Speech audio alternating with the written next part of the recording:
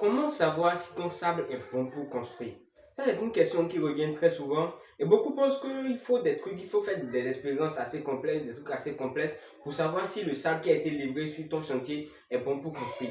Ok, dans cette vidéo, je vais te partager 3 astuces simples pour savoir si le sable qui a été livré sur ton chantier est bon pour construire. Première astuce, vérifie la taille des grains de sable qui ont été livrés sur ton chantier.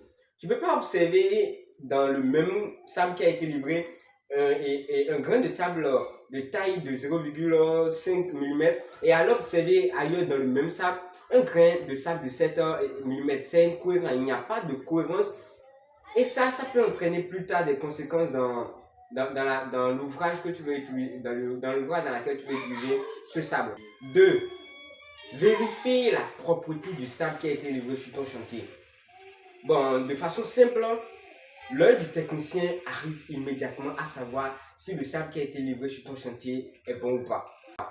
Vérifie le taux d'argile qu'il y a dans le sable que tu veux utiliser pour construire.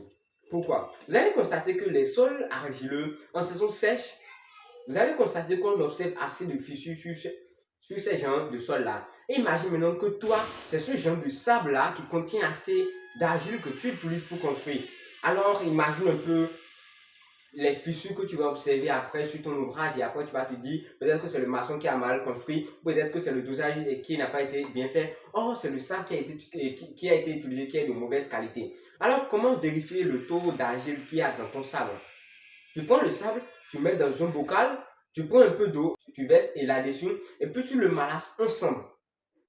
Quand tu le malasses, tu le fais sortir, puis tu vois, si c'est très tendre, ça signifie que le taux d'argile qui est contenu dans ton sable est beaucoup trop, est beaucoup trop élevé. Et là, tu ne peux pas utiliser ce sable-là directement pour construire parce que ça va inévitablement créer des fissures après dans ton ouvrage. Donc, voici les 3 astuces clés pour savoir si ton sable est bon pour construire.